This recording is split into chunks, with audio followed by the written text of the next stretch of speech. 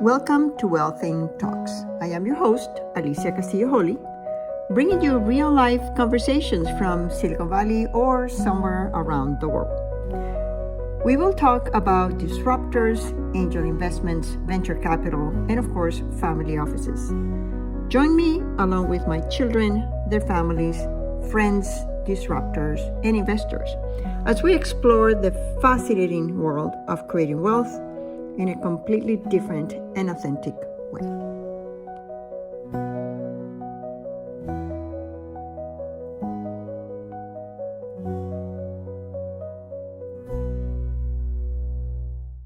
Thank you so much for being here. Natasha, I'm such a big fan of you. You took me to the moon and back, and it was such a pleasure to meet you in Miami a few weeks ago. And as I told you, I made a detour from New York to Zurich, and I stopped just for your event. Thank you very much for being here with us. Thank you so much for inviting me to participate on Wealthing. And the delight was mutual. Meeting you was a gift. So thank you for coming to our first space salon. Oh, well, the first of many. Yeah. Yes. So, Natasha, first question. How did you get here? How did you get to do what you're doing? And then you tell us what you're doing. But just how was the journey? So theater runs in my DNA. It really does. I started performing when I was 5, and it's been history ever since. It's the world that I found comfortable. It's a world that could nurture the grounds of my imagination, where I could conceive of many circumstances, and there was a level of suspension that I loved, right? But growing into theater, I realized very quickly I wasn't sold on theater's conventions. I was excited about its potential because I saw theater with a sort of as the greatest platform to transform and transport an audience. And it's interesting because I've always treated theater, and when I meet somebody for the first time, I always describe theater as a spaceship. Because it is a little bit like a spaceship, a metaphorical one, of course, but we're really, by the thrust of the imagination, we suspend into disbelief and we probe the unknown. That's what a beautiful experience, a theatrical experience can do. And I haven't lost this desire to change the world and to make a positive impact. And I believe we change through experiences, through emotions. We process the world through sensory perception. And so theater is my obsession, and space has been my passion. Ever since I started producing and creating my own work, I always said, one day I will create shows for space. And at first I was chasing, I think, the poetry of it, and then it became very real. So I got to fly the lunar parabolic flight at NASA Johnson Space Center. It was sort of that moment was really pivotal because it became so clear that that is an environment I want to create in. It was so novel, so new, and yet it required like your entire focus, like your entire body just became utterly present. It was really a very special experience. And so that's what we're doing now. We're fusing space and theater and reimagining experiences born from the medium of space that you can enjoy right here on Earth. So what is coming together to what? The theater to space or the space to theater? How is that coming together? Oh, that's an interesting question. The theater is coming to space. And that theater will be brought down, right? It's like will be enjoyed by participants and audiences here on the grounds. On Earth. That this is really fascinating because as I think you know, I invest in space, and I've always been fascinated by space since I was a little kid. And I actually imagined that when it rained, we were, inside the stomach of a giant, and if it rained, it meant that the giant was drinking water. And of course, I come from a large family, so my siblings were like, "What happens when you eat?" And I said, "I don't know, an earthquake." I just didn't, I did not want to hear that. Um, but I think it's fascinating to bring these two worlds of art and science and experience, which is something not a lot of people do.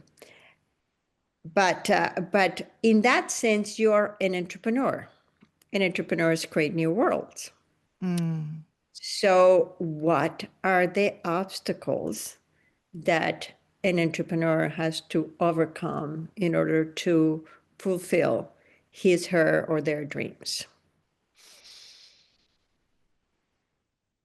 Not following the trend, taking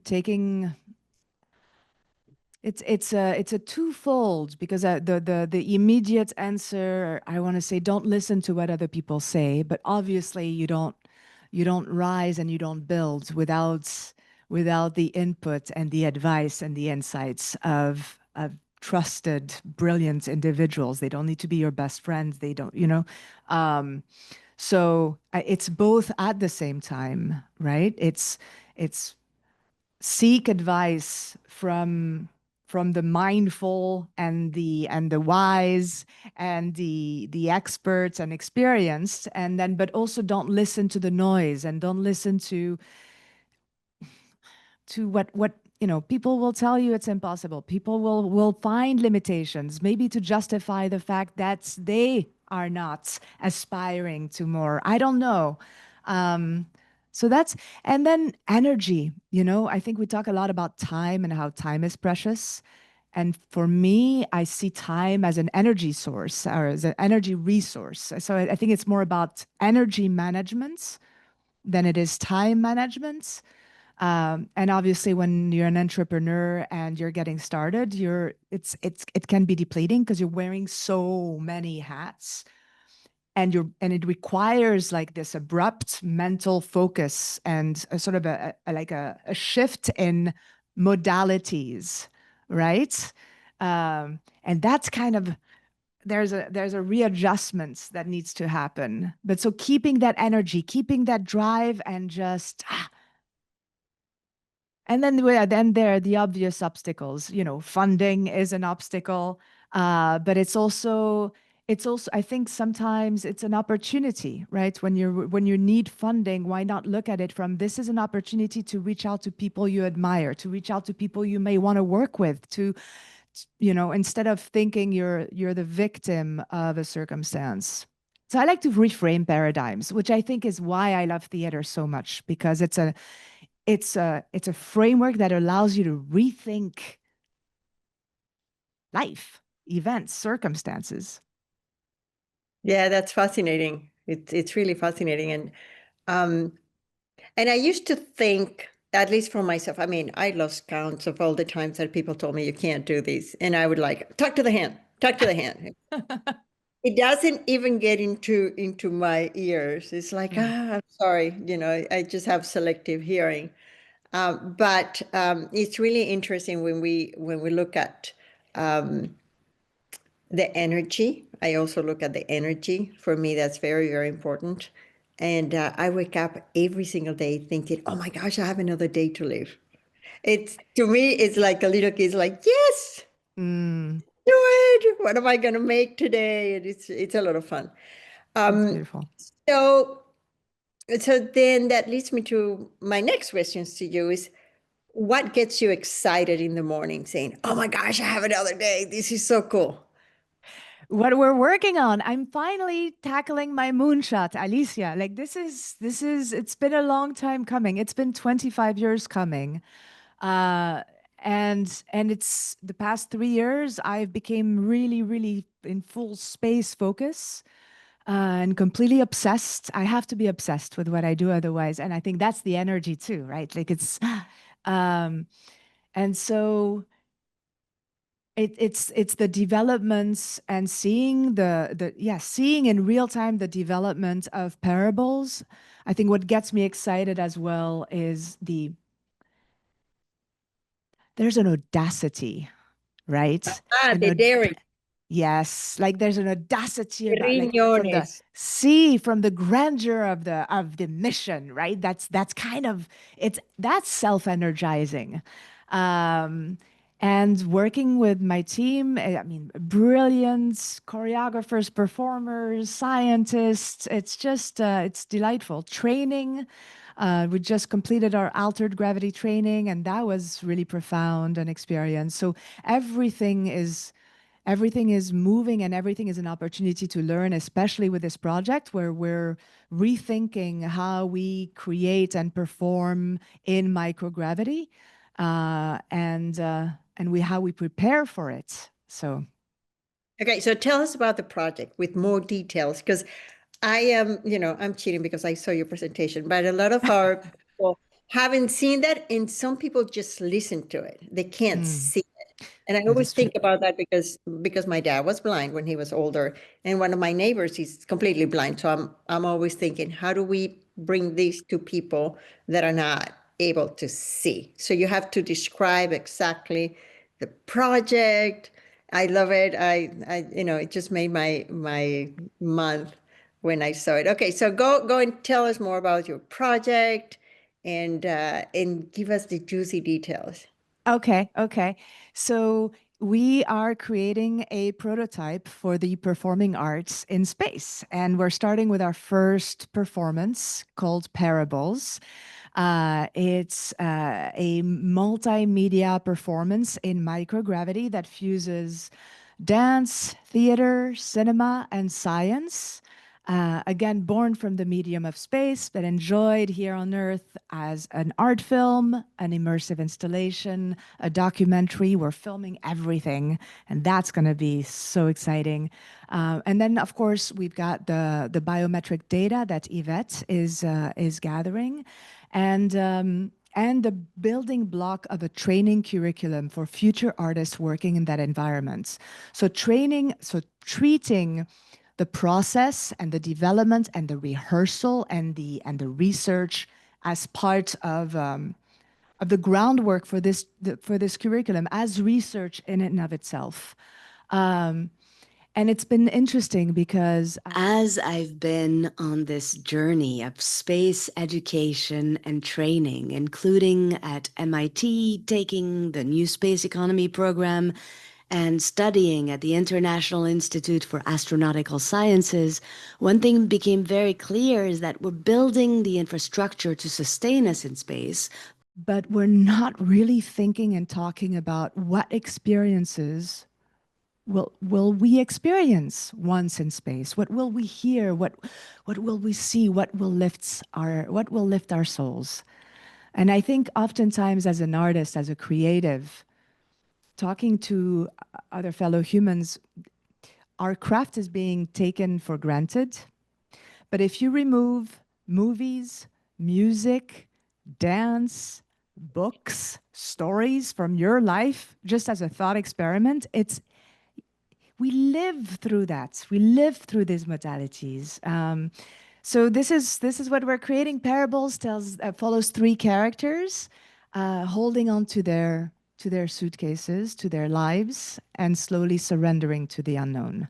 So I say it's a parable for our times, because I think now we're living in a moment where we need to really let go of a lot of assumptions, unlearn a lot to really to soar. And how do you train? And do you train? So tell us about the team, because I saw the team. So again, I'm cheating. So tell us about the team. How do you train? Are you there with them full on, or are you more of a director going do it like a I no, I am there full on. I'm the producer, creator, director, and performer. So I'm one of those three characters that will let go. We're all the team is here, local for the most part. We have Luis in Alberto Miami? Cuevas in I'm gonna Miami. say in Miami, yeah. Yes. Luis Alberto Cuevas is our choreographer and performer. He's extraordinary. Gabi Yavirina, phenomenal dancer. She comes from the Latvian National Ballet. Octavio Campos, who worked with Robert Wilson and Pina Bausch. He is a human readiness director. and creative exploration director, Enrique Villacreses, who's just brilliant cinematographer and also wild dancer, performer, and choreographer as well. Yvette Gonzalez is our bioastronautics officer, and Yvette is in Germany, and she came to Miami to be with us. And then Adam Dijpert is the one who trained us. So Adam is a physicist and an award-winning circus artist. And he's flown multiple parabolic flights and came up with a methodology to move effectively in microgravity. And so we brought Adam down here in Miami, and we had a 10-day intensive altered gravity training where we worked underwater, in float tanks, in aerial harnesses, in virtual reality, and aerial harnesses. And then a lot of studio work, mental work, sensing work. It was truly wonderful. Wow. So this is very exciting because really you can have the dreams to create something, but when you go to execute and the dreams become goals, you need to be anchored in some form of excellence and just reality checks because it's very important. And in your particular case, can the performers get hurt? No, they can't get hurt. I mean, I say no, but we always, when you say never, something can Something happen. happened. But the biggest obstacle in what we're training for and why we're taking our training really seriously, it's because of the physiological effects that happen once you're in microgravity. Because your vestibular system gets discombobulated, right, paired with your eyesight, and this is why people get nauseous. And they call it they call the zero G the vomit comet. In fact, even astronauts, I didn't realize this, but sometimes astronauts feel sick up to 3 days in the International Space Station. So this is not something that's uncommon, and it's something that you can prepare and train for. And that is why we're really putting the care in not just rehearsing for the piece, but really understanding that environment, simulating that environment here on Earth as much as possible, and working from that state of mind, preparing our mindsets to be able to work effectively and seamlessly once we're aboard the zero-G aircraft. So when did you know that this project is going to achieve its goals? Well, we're already achieving our goals because we're on track and we're checking off our milestones. Once we've performed, captured our performance, and then produced the outputs coming from it. So the art film, the immersive installation that will allow you to where you can immerse yourself in the environment and just feel almost that's what I want. I want people to feel microgravity, to feel weightless. The documentary that will hopefully inspire and of course educate, following sort of the adventures of our team as we prepare and make Paraboles. So the successful, not just successful outputs, but for these works of art, for these outputs to be as inspiring and just extraordinary as possible, right? It's they need to be standalone works of art in and of themselves. So how can people connect and experience that? How are you going to connect with the plebe, la población, the population? How are you going to make that connection? That's what I mean. So the output is digital. So we're producing a film from it. We're producing an immersive installation that can tour museums. That's my idea. We already have a venue, a local premiere here in Miami at O Cinema. And also Live Arts Miami will be presenting our film. I didn't realize actually as a filmmaker, it's really hard to find a theater venue that will already agree to showcase your work before the work is done. We have that, so that's great. The idea is for the documentary, the film to tour the film festival market. and the immersive installation to tour film museums. And eventually, as we keep creating work, yes, we will do live streams. We will do more sophisticated work that can be live, that can be experienced probably in VR, because that would be stupendous, right? Um, we're considering live streaming this first flight, but I don't want to advertise it or make false promises, but it is a possibility. We're thinking about it. Let's see where we are. Where that goes. Now let's go back to Natasha, the person. In these decades that you've been working on, on growing and discovering and new ways to express your passion, is there are there any lessons that you wish you had known that if you were to write a letter to Natasha 20 years earlier, Mm. what would you tell her that you didn't know 20 years ago? And then after you say yours, I can tell you mine. You know, I was talking earlier that I always wanted to create shows for space, and I was chasing the poetry of it. I Uh-huh. think oftentimes we have these dreams, and I don't think we intend to materialize them. I think oftentimes we have these dreams because we need something to look forward to look, right, to inspire us. Um, but for me, that dream, that moonshot was very real. It was actually quite. So I would say the biggest thing 10 years ago, I wish I had known or told myself was don't take your moonshot for granted. Right? Because creating shows in space was just so epic. That's what I was aiming for. Metaphorically, I wanted to create shows that propelled you out of mental orbit. I didn't take the time, or I think maybe at the time I was intimidated by the epicness. I mean, we're taking two of the most conceptual words and topics, right? Arts and space, and we're combining them. And so that's, yeah, don't take your moonshot for granted. Sit with it, deconstruct it, decompose it, reverse engineer it, and then maybe take one step towards it. That's good. My lessons to myself is everything that you want is going to be harder than you thought. Because I was completely delusional. I was like, a piece of cake. I'm going to go and do that, and I'm going to go and do that, and I would go and do it at a great uh, volume of sheer effort because I wasn't prepared. But that would be my thing. And but this is really interesting to see everybody has different lessons and then I'm sure our audience learns from you and reflects, wow, what is the one thing that I would have told myself 10 or 20 years ago? And it's I think there's pure magic in it, is the evolution of a person. And we just glide along you for a little bit, which is a lot of magic.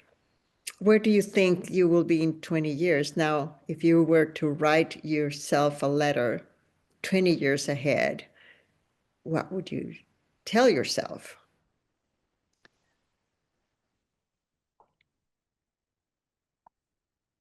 You did it. You build the artistic and theatrical layer of the space industry and keep creating extraordinary work. Keep creating work that inspires and transports. And that would be what That would be I. no, it's always easier to look backwards because that's the known, but to look forward, it's always a little bit more complicated. But this is going to lead me into what I believe is the most fundamental questions of our podcast. And it comes from a personal reflection myself. Um, when I was 13, I fell off a horse and I was in coma and I died for 4 days. But I didn't die completely. That's okay. I'm 64. That was a long time ago. But I could see myself dying or dead. Actually, I thought I was dead. I could see my spirit was floating. I could see myself. I'm like, oh shoot, I died.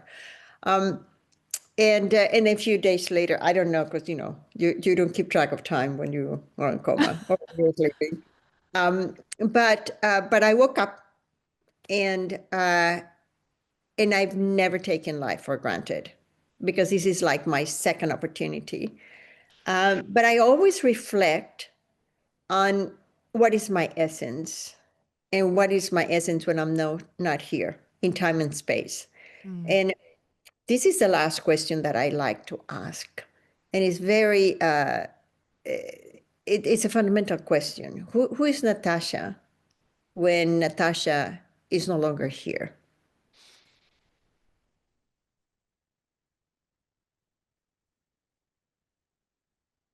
Natasha is experiences, experiences that transform you, experiences that give you hope, that challenge you, that provoke you, that reframe paradigms when you thought that was like that and reality was like this, right?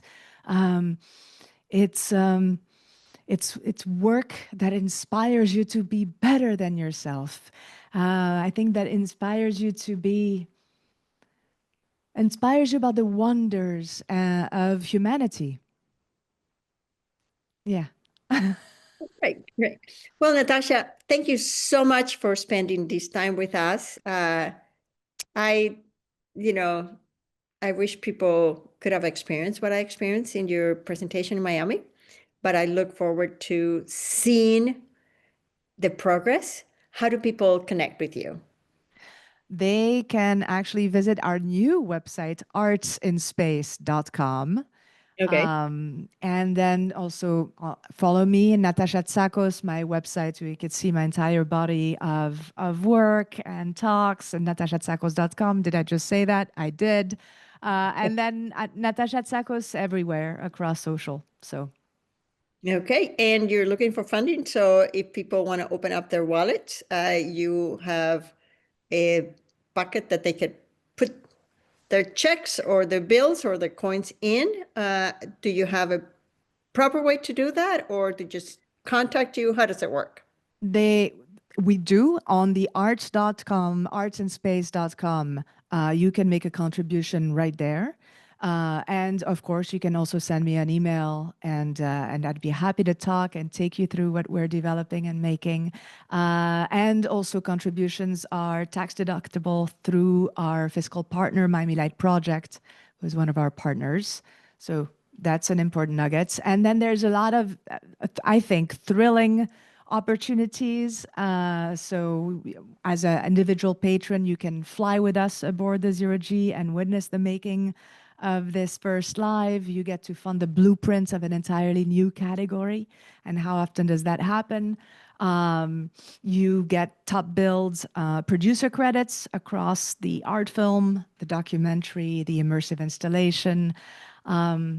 Yeah, and then as a brand sponsor, or brand partner, should I say, well, you get exclusive cinematic content for your campaigns, and also the chance to test and showcase your product in microgravity if you're curious. But so, and I think of these as cultural co-creations, right? We're not making branded entertainments, but let's find a meaningful way to integrate your brand with our story, and really inspire our audience, because I think we need a lot of inspiration right now.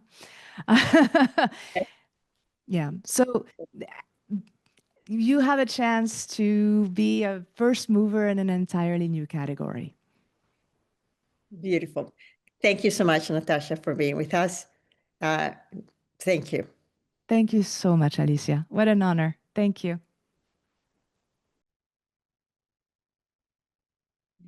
It's such a pleasure to interview somebody or to host somebody that is so passionate about what they're doing, and they go and they figure it out. So the essence of what Natasha is doing is much more vivid when she's walking around presenting that. The essence of the choreography and the people that were there talking about the movements was, to me, was fascinating, especially because we seldom see that with space. I think she's opening up a whole new industry in space for the joy and the pleasure of all of us. And it's a great reminder that magic exists and that communities need art and beauty in their lives. And it's not just the physical part of the imaging part or the music, but it's also the corporal part. Thank you so much for being with us, and I'll see you in the next episode. Yours in Wealthing, this is Alicia Castillo Holley. Thanks for tuning in to our Wealthing Talks. I hope you've enjoyed this conversation. To stay connected, visit us at wealthing.com. This is Alicia Castillo Holley, your host, and until next time, yours in Wealthing.